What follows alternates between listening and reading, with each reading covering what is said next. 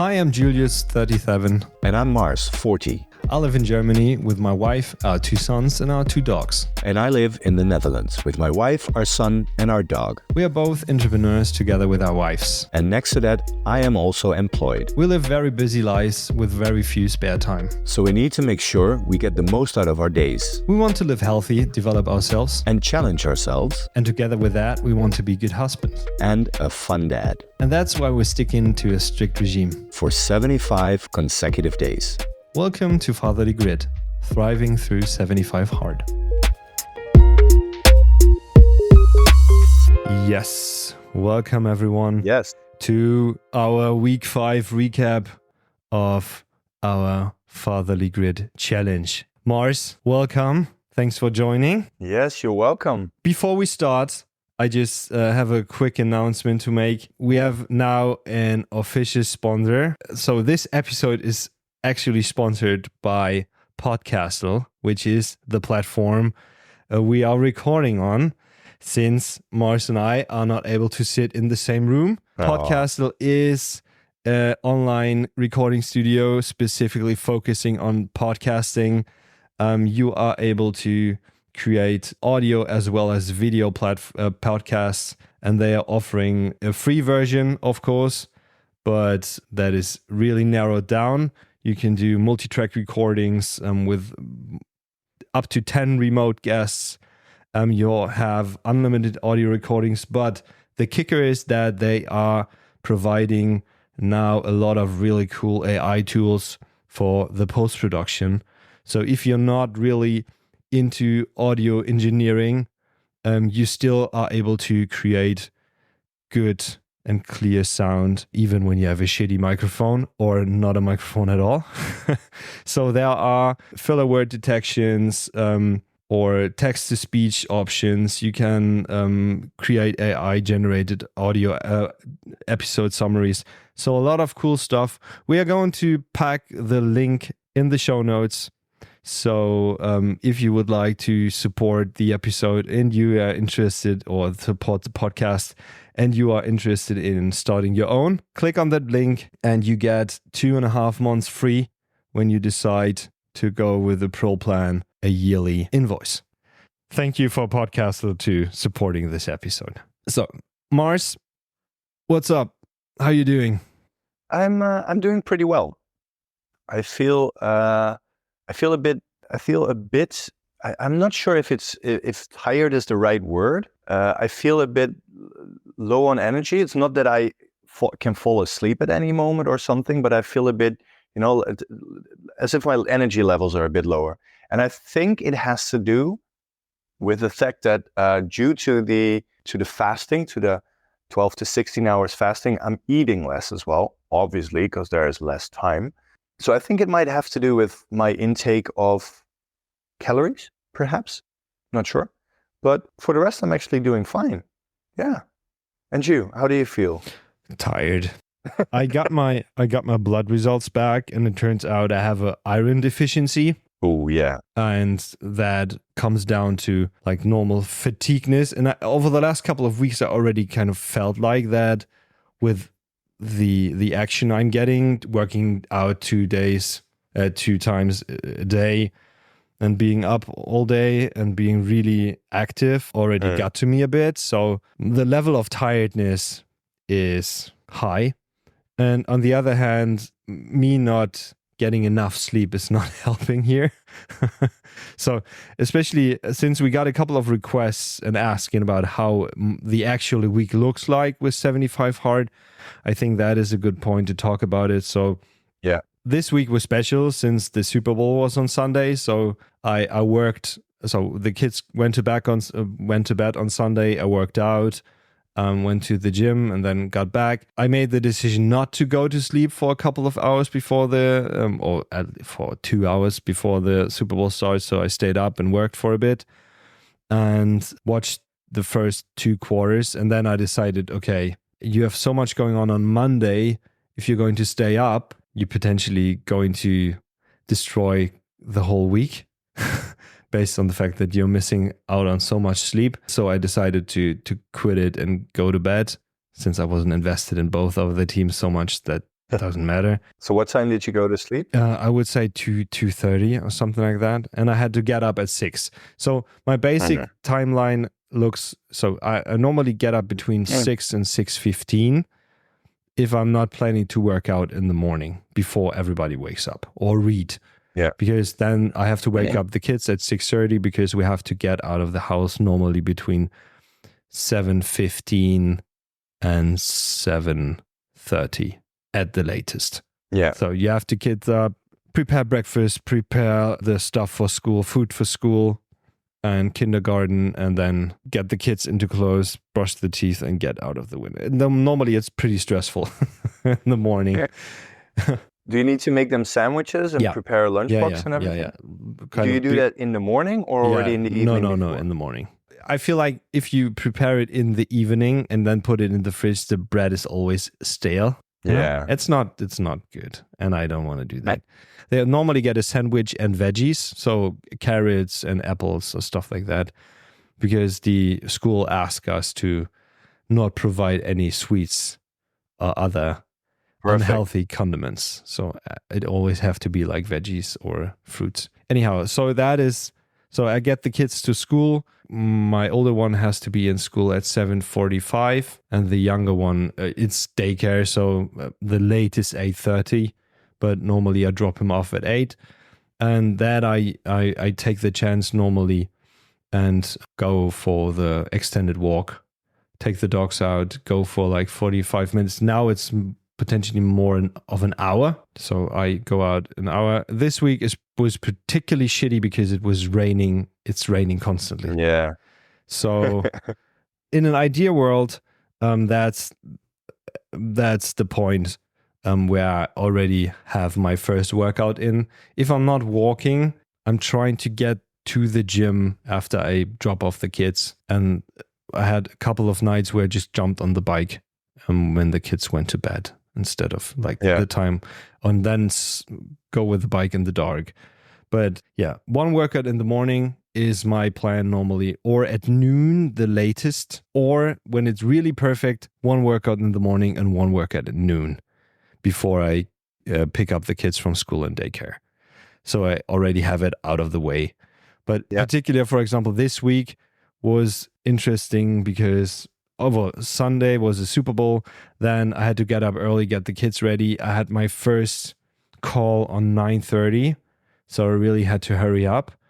And then I had to jump in the car, drive for 50 minutes to a podcast recording, record it 2 hours, or 1.5 hours, I would say, and then head back home, pick up the kids from daycare and school. My youngest son now has swim training again twice a week. So Monday is swim training time, but that time I can use to read, because you still have like 20 minutes, 25 minutes to get somewhere in to read the books. And with the less sleep I get nowadays, I'm not able to get the read in the morning. I normally just try to sleep as long as I can and then just get up. What time is the swim training? 4:45 or something like that. And then an hour. So, and I have to wait outside, so I just can sit somewhere and read my book. Yeah. Get back home, make dinner for the kids.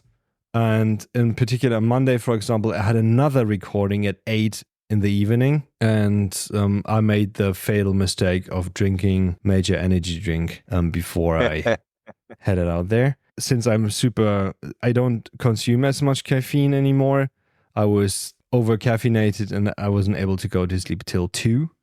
So another another night of just 4 hours of sleep. Why did you take the Monster? Yeah, because I was tired and I needed a boost. I wouldn't be able to follow the conversation and have a proper conversation with me, like being super tired. And I was super tired. And there was no way that you could get some, I don't know, some dates or nuts, cashews, something like that. And I was already fasting, more likely. So I was at the edge of fasting and just decided, okay, let's go with caffeine. Anyhow, so this week in particular, I had so much kind of editing to do that I didn't go to the office. So I was stuck in the home office and editing podcasts and having calls. And I'm working on 2 other projects, not podcast related right now. where I had to spend a couple of hours on every day. This particular week, it was hard to have everything in order, even like the water, because I was back and forth and just driving and running and stuff like that. It was even difficult to get my water intake and manage my water intake and make sure I had everything. For everyone who's like planning and interested in doing this kind of challenge, make sure you have a game plan, a basic game plan, but be prepared that when stuff gets out of order, you have to improvise and kind of figure it out. And yesterday, for example, I went to dinner and I came home and I still hadn't worked out my second workout, and I jumped on the rowing machine at 11:30 again. Yeah. So I didn't got into bed before, I would say 12:30, 12:45 or something like that, which is not helpful. And I realized it's not good to work out and then go to bed directly because the stress levels and the cortisol is way too high.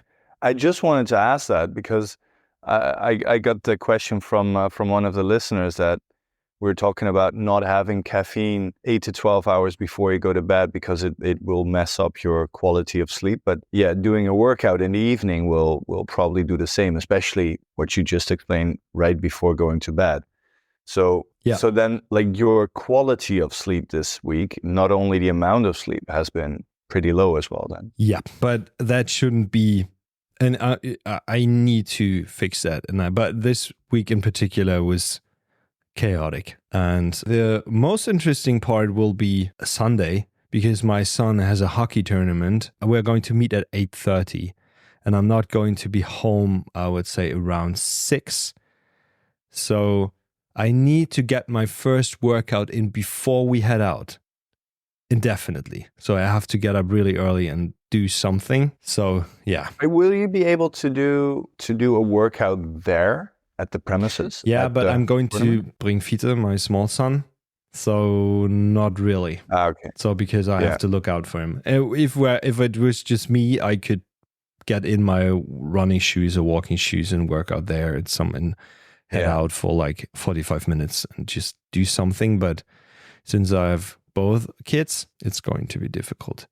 And it got to me, so since it's fatherly grid, especially this week, for me is emotionally and mentally exhausting. So I'm really tired, and I already told my wife I have to sleep in on Saturday, even if I know that it's not helpful for the inner. But I need to catch up on some sleep. And having like a 5-year-old who's still like not following every order, and it sounds weird, but you know, when you give an order and say, hey, could you please not jump on the couch, basic like instructions, and he just refuses to hear, and you have to do it like, and you ask him like, I would say 2 to 3 times nicely and say, hey, could you please stop, because that's not cool and it's dangerous because there's a glass table and there's the 4th time is not that nice.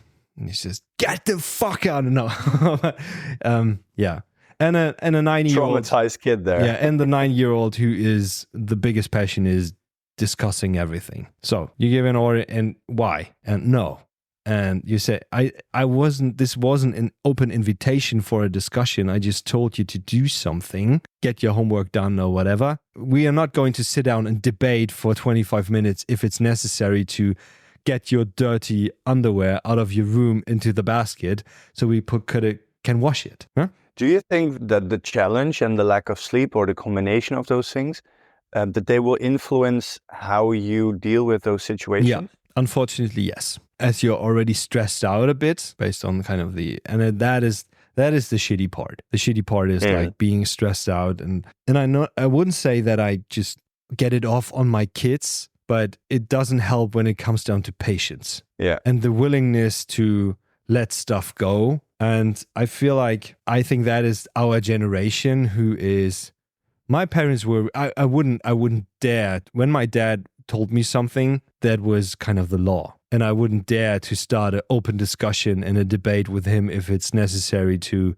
I don't get an example right now, but, and we as a parent gave our kids the ability to be comfortable of questioning specific things. And I think on the long run, it's good because they are more self-conscious and it gives them self-confidence. But on the other hand, sometimes it's annoying because you just want to get stuff done from time to time. Yeah, I completely feel you. And it's hard from time to time because from time to time you catch yourself saying, oh, how nice would it be if I just pull out my dad's way to take care of the kids. Hand. The iron hand, yeah. And I'm not talking about slapping them around or something like that. No, I'm not talking, but I think there was a different level of respect or fear. Yeah. I don't know if it was maybe fear. I have no idea what it was. But from time to time, I kind of catch myself as saying, the good old days. But on the other hand, I feel like it gives them self-confidence and self-consciousness. Exactly. Yeah. And it will help. And I think it's twofold as well. I mean, on the one hand, the kids, they get taught certain things, that they can discuss things or that they can question things, not only by their parents, but I think also in school. So that's one side of the story. The other side of the story is we as parents are probably less strict and less stern as our parents have been. So yeah, where is the fact where it goes wrong? No, goes wrong is not the right word of saying it, but like you cannot pinpoint exactly if it's only the kid or only the parent. I think it's a combination of things. Yeah, I agree. That makes the situation. But one of the things that we said in the intro, I think it's my line, that we also want to be a fun dad. And one of the reasons for this challenge, at least for me to do this challenge, is I wanted to have more energy and be more fun. And if I listen to your side now, then it has the opposite effect maybe. So I think quite some listeners might question now, like, hey, what you guys are doing, is this the right way to do it? I feel like it. I feel like it's more like of a long-term investment. And there were how long? So I think this is particular this week where I feel like I'm not energized enough and I'm a little bit impatient. The other week it was completely fine. And I think the other thing I'm working on, and we are going to talk a bit more about, I think on the next episode maybe, is that I'm trying to implement a bit more the things I learned in the mindset book. But I want to wait because I know that you read it now as well, and hear your thoughts and before I dive into it, because it was super insightful, and I think that the things and the ideas they're having, I think are interesting, and I'm trying it now and kind of implementing new things, changing your parenting behavior and the communication regarding your kid is already kind of taking a lot of energy based on you're doing stuff for 9 years and changing patterns and stuff. That's already really taking energy away from you. I mean, that is one of the things which we are doing right now with ourselves, with this challenge. We're trying to change a pattern. And I mean, I think this might be the 4th consecutive episode where we start off with, we needed an energy boost, we're a bit tired, et cetera, et cetera. So absolutely, you're right. Like it costs a lot of energy to make change happen. And I think as soon as that change has become a habit, like a normal structure, I think then it takes less and less energy. Yeah, I fully agree. Changing and implementing things are not easy, and it's work. No. And I think it's getting easier at the point where it becomes a habit and you become comfortable with these things and you implement it. And for me, for example, implementing the walk and the workout, that is something that comes to a day. I can't even imagine going a day not working out, because you feel good afterwards and you feel energized and you feel you accomplished something. And every day you tick off all the boxes and go to bed and feel like you go to bed with a good feeling because you made stuff happen. I think you and I are a bit similar personalities. So we like to tick things off. We're those kind of people. I think there are many people that don't have this desire to have a list and tick things off a list. But If I talk for myself, I am such a person. I love, like I used to literally write down a to-do list like by hand, and because the satisfaction you get from crossing it off or like putting a stripe through it or putting this little tick in the box, it's something that thrills me. I fully agree. I fully agree. Yeah. Last week I had a week full of shitty diapers. This week there luckily were no front to back shitty diapers. So for those who were grossed out by that story, you can keep on listening. Don't worry. But still, the week turned out different from what I had expected or had planned it to be, because our kid got ill yesterday. He woke up and he had a 39 point something fever, degrees Celsius for those who are not in the metric system. And we decided he cannot go to daycare. He was just hanging on to us. He was clinging on to us. He was whining all the time. Usually we get him out of bed and he starts running around already. And now he was just, like hanging and sitting and not doing anything and just making these very sad noises. So I decided, okay, Yosha cannot close the store and, we cannot miss that revenue because it's basically 50% of our private income. So that's why I took 2 days of holiday yesterday and today and to take care of Ziggy. But yeah, that completely changes your entire planning as well. Luckily, my regular plan is always to get up between 5:45 and 6 in the morning. On the Monday, Wednesday, and Friday, I work from home. Or let's say Monday I'm off, Wednesday, Friday I work from home. So I usually try to do an early morning workout then. And on the Tuesdays and Thursdays, I go to the office, so I have to get in the car by 7. So that's those mornings I do my reading in the morning. I take a quick shower, I do my reading, and then every day around 7:15, Ziggy wakes up. And those days when I'm working from home, I help my wife to get him ready. Usually she gives him a bit of breakfast while I take a shower. And then I bring him to the daycare, or Yosha brings him to the daycare around 7:30 and 8 o'clock, depending on how quick he is. And then I take the dog for a walk. I don't count that as a workout. I could actually, I think. It's a good 45 minutes walk, and I like a good pace.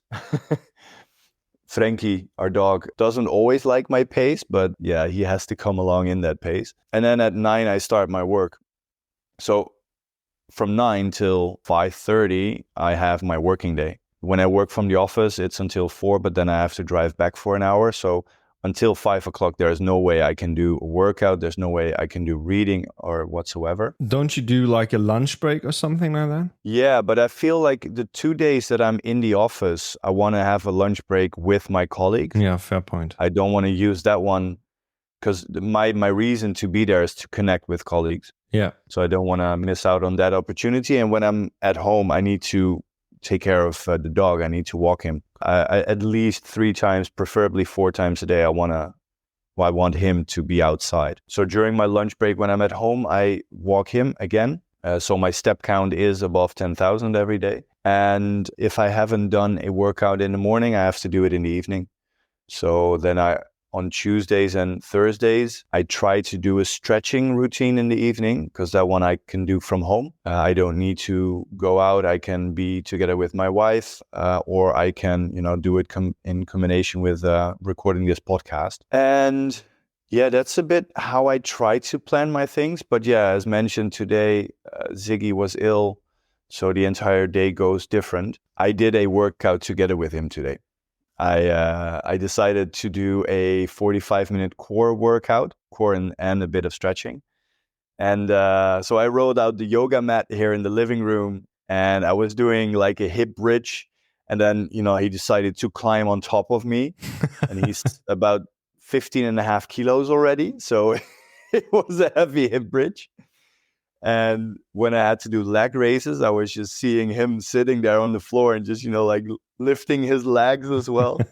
It's super funny. So yeah, that's how I tried to fit in a workout. And obviously it wasn't as effective if I had done it by myself, because there were moments where, okay, the hip bridge was okay, but when I was doing sit-ups and he climbed on top of me, I couldn't do the 15 seconds out of the 45 or whatsoever. Yeah. So, those are the things with kids that you have to deal with. How is your running coming along? You're still trying to run from time to time, right? Yeah, definitely. So in the beginning, I'm trying to do a 6 kilometers run when I do the running. And yeah, before I started this entire challenge, I was running like 5 minutes and 15 seconds per kilometer as a speed.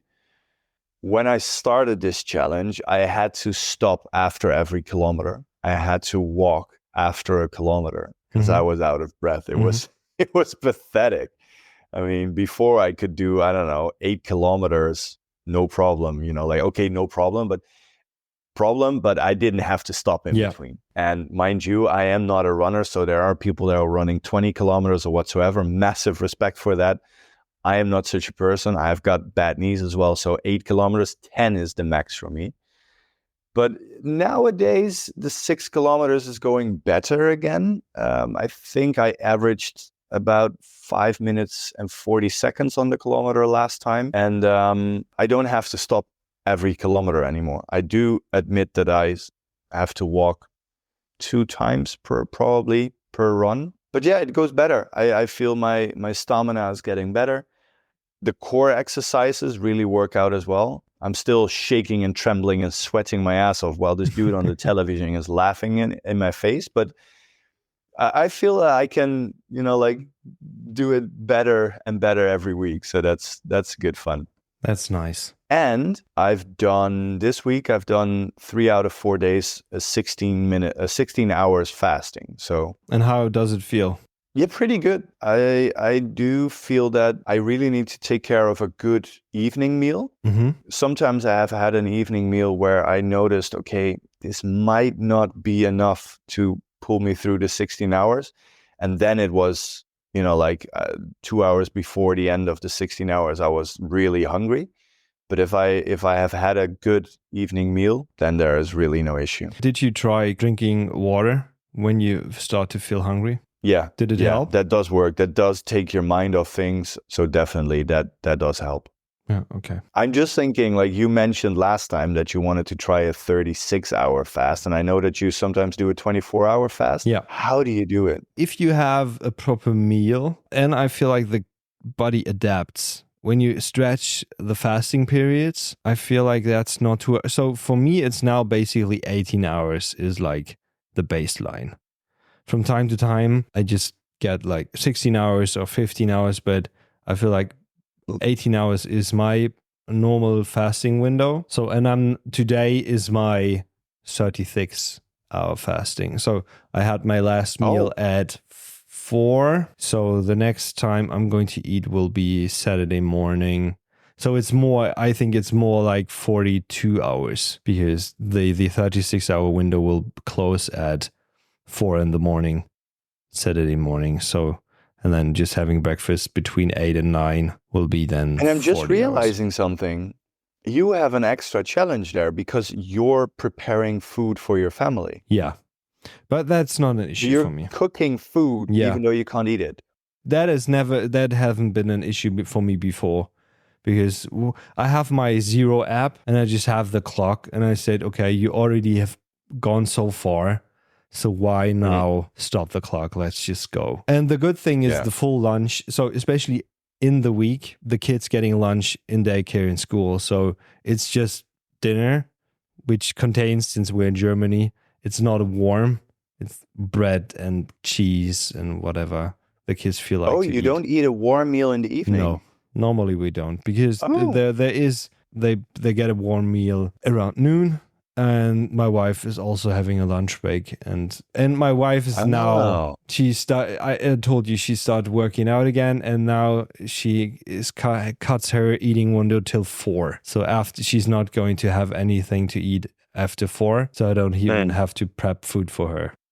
No, from time Yeah. to time I cooked a dinner at night for me and her, but that also stopped. So That's interesting because we always eat a warm meal in the evening. yeah, it's not, especially then it's getting the kids to bed then, and we have so much stuff going on. There's hockey training, late hockey training. One swimming lesson is between 5 and 6. So it's getting too late for have like a warm dinner. But was that the first time Ziggy got sick? So you were sick the last time. I think that, but that is different than having a sick child at home. Yeah. But I mean, I don't want to over dramatize it, obviously, because he went to bed and he didn't wake up yet. So I really need to find wood to knock on. But so yeah, then, you know, like at those moments in the evening, you can still do your things and you can do your reading if necessary. You can do a workout if necessary. Yeah. So that's really not a problem. One of the things that I wanted to ask you as well, fatherly grit, we need to talk about some dad stuff as well. The other day, I'm not sure how I'm going to introduce this, but the other day we were talking about, you know, like us with the shop being on social media, and we are now starting a collaboration with a store for children's clothing. And, you know, like there's obviously then as well, okay, are we going to put Ziggy in some stories or whatsoever? Well, we decided that we don't really want to use him as a marketing tool. So whenever we have him in a story, we want him to be, you know, not recognizable and not per se the main person in there. Mm-hmm. But we do want to show that we're a family and we're doing things together, so that he's sometimes also in the store. Yeah. And obviously people have opinions about these kind of things. Have you heard about this term, the mother mob or mother mafia? Yeah. So I think it's interesting. In every freaking country, there are like on social media people who feel like they are on the higher ground and they are the person who do everything right, and just a judgmental crowd who's just annoying. So judgmental. Yeah, I hate it. On the other hand, from time to time, you call yourself being a little bit judgy about stuff. But on the other hand, I wouldn't dare go out and proclaim that I have. I wouldn't dare to say, yeah, I have a right to tell other people how to raise their child and how to do it. I'm not a huge fan of putting your kids fully on, making them full visible on social media, because I feel like too many weird people out there. Yeah. I think for me, it's twofold, you know, it's what you just mentioned. There are so many weird people. I don't want them to, I don't know, get weird thoughts or whatsoever based on a picture of my kid. Yeah. And second of all, I think, you know, like maybe he needs to be old enough to decide for himself whether he wants to be on social media, yes or no, and in what kind of way. But I find it so funny how people can, based on one picture on Instagram or one small video, directly put their entire opinion on your way of raising your kid or your way of doing things. And there's one example is when Ziggy was really, really small. He was born in July, and it was the end of the summer, so he was just a couple of months old. And we were walking with the stroller in a park here just outside of the city. And Yosha was wearing clothes from the store, from the new collection. So she asked me, like, hey, can you just take a couple of pictures so that we can put those on Instagram? And obviously Ziggy is in the stroller. He's just laying in there and he was sleeping, so you couldn't even see him. Mm-hmm. But then for a brief moment, literally a couple of minutes, we were walking in the bright sun and we didn't have the umbrella yet. So we put a little cloth, like a super thin cloth, over the stroller. And literally the back of the stroller had the ventilation completely open. There was wind. I know where this is getting and at. We only walked there for 1 or 2 minutes. Mm-hmm. We posted it, and everything was about the collection, about the clothes that she was wearing. And there was one lady who gave so much shit about that cloth over there, and it's super dangerous, and the kid can't breathe, and why do you do this? And we're like, whoa, take it easy, lady. But yeah, obviously you cannot really, like you cannot really say what you really think because you're talking on behalf of your brand, and you might, lose customers or whatsoever. So you need to be politically correct. And oh my God, this unsolicited advice and especially I feel like, especially when you're new in parenting, this kind of stuff can caught you off track, and start questioning yourself even when you don't have to. That's bullshit. But from time to time, and I think it's the same with like parents. So my parents, and they're always saying, when your kids are here, they're not as wild as they are when you guys are here as well. And I said, of course they are not, because you are their grandparents. They are not feeling as comfortable with you guys as they feel and safe as they were with us. That's obviously clear that they're not going to show off their full potential when they're around. Our youngest son in a specific daycare, which is specific like pedagogical kind of way to raise the kids and like one philosophy. And we just like the daycare because we like the people that work there. We are not into this whole philosophy, not at all.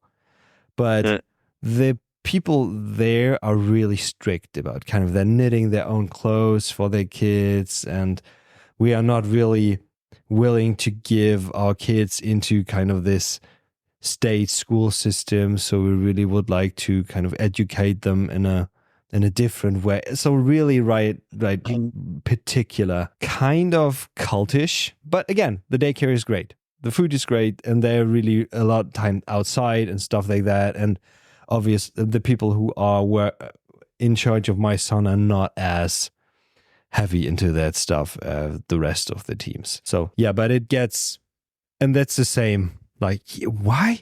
Your son is watching TV from time to time.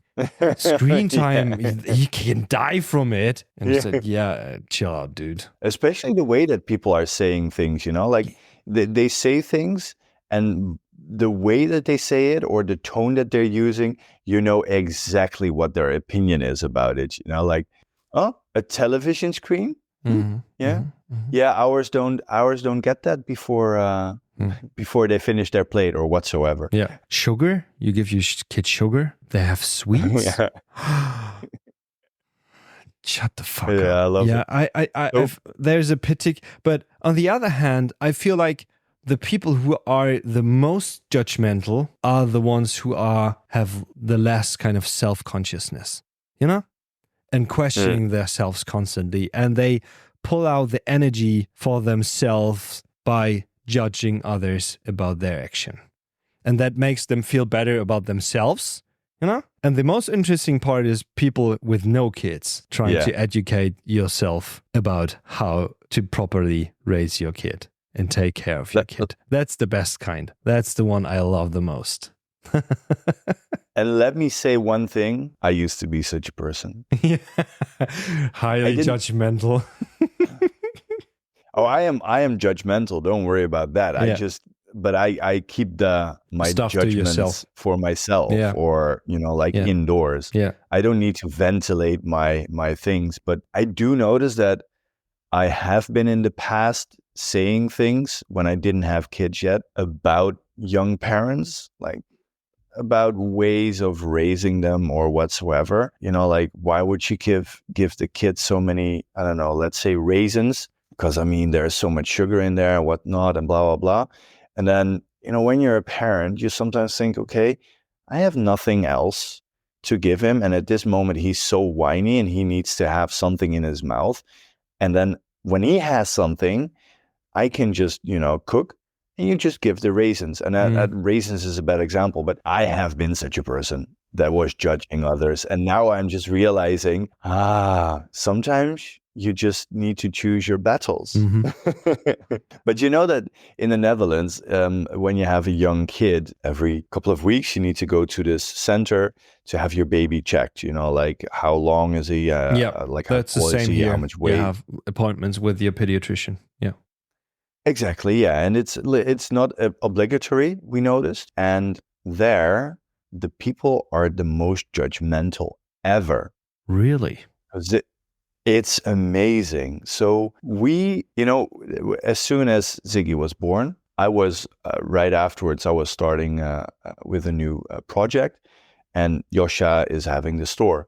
So at a certain point, we needed to, make sure that we have time that I can do the project and Yosha can work in the store. So after 10 weeks, we brought Ziggy to the daycare for, I think, 2 days a week. The people at this, I don't know, how do you call it? This center, the ones which are, seeing young parents every single day, they were so judgmental about that. They were like, oh, he's already going to the daycare. Oh, that's a bit quick. Okay, quick. Yeah. And then Yosha got the feedback that you're working a lot. Oh, I see that you're working a lot. Like, why are you having an opinion about this? You need to check whether a baby is fine, whether he grows well, whether his hearing is good, whether his eyesight is good, and all these kind of things. The way that we raise him is none of your business. Yeah. But even they were judgmental. When we were going to Thailand and he was half a year old, they were having an opinion about that. It was really not good that we took our kid to such a country, Like, it's dangerous there for young kids and blah, blah, blah. And I mean, he got his first vaccinations right before. So if we're there or here, what's the deal? And it's not like it's a third world country and there is no hospitals or something, if anything happens. And then right before we left, Yosha went all by herself with Ziggy. I wasn't there. And Yosha can look a bit young. Some people think that she's not 30 yet. But this lady was, she was talking to her as if she was a teenage mother. Like, oh, and you say that you're going to Thailand and you need to put lotion on him and he should not be in the sun. And obviously that's something that you can say, but the way that she said it, and she said it like 10 times that, like, okay, I get it. We need to take care of a baby. It's so unfair, especially when you're a freshly parent and your learning curve is so steep, and instead of like supporting you and giving you the courage to move forward, people try to judge you and just crush your self-esteem. Yeah. Why? And then also a young mother still has all these hormones. Yeah, that especially. So some have it more than others, but it can really affect the mother as well mentally. Yeah, especially no mother feels good about giving away her kid, but that it's a necessity and there's no way around it. And my wife is still like feeling bad from time to time that she is working so much, and we are 9 and 5 years in, and she feels still like I feel I miss out. And especially when you have so young kids, you constantly especially with this hormone and these maternal feelings. I'm a dad, so I'm not really in the place to talk about it, but you feel bad. I went to London for a couple of months when I think Kazi was 2, 1.5, 2, and I was there for a couple of months, and I wasn't able to see my son for months, and that was shit. Obviously, I couldn't have but it was part of my job, and I was asked to go. So, and the only way I saw my son were a video call and on the phone. Yeah, and that didn't feel right. But I fully and. Why the fuck are you judging people? It's not your place to do. And especially when you're such young parents and you're still learning, and there will be no end of learning, but especially you are so like on the edge and still afraid that your kid is so frail, You're still like waking up every night when he sleeps next to you and he's not breathing at something. You're still kind of in horror if everything is okay. That was a horrible time. Like, you wake up in the middle of the night of some kind of noise, and then you're dead quiet yourself to see, is he still breathing? Is everything still fine? Touch. Oh, thank God. Check his pulse. Yeah. And I think it's also a very old-fashioned way of thinking. There's a lot of people having an opinion about women working a lot and not spending a lot of time with the kids. But it's such an old-fashioned way, because why should a woman always be at home with the kids? Yeah. I agree. I feel privileged that I was able to take 2 days off to take care of Ziggy while being ill. I mean, obviously I like him more when he's not ill, and I find it very sad for him when he's ill. Yeah. But it's nice, and I value that time as well. But it would be interesting to hear from other parents what they experience. So let us know if you have annoying stories about parenthood. And people. Well, I got two more stories about it, and I'll be very short. Our kid has red hair. People have opinions about red hair. I never expected that. I never expected someone, when you have a young kid, to have an opinion about his or her hair. Mm-hmm. But people have literally said, and I'm not kidding, like, oh, he has red hair. Oh, but that might still change, right? It's like, why would we want it to change? Please explain. And they were like, yeah, but I've heard that sometimes the hair color changes, and you feel how, like, you hear in their voice how awkward they get. And they're like, I think I've said a bit the wrong tone in my question. Mm-hmm. And the second thing is, our kid is big. I mean, he's 1.5 years old. I'm almost 2 meters tall, and he is already getting to my hip bone. Jesus.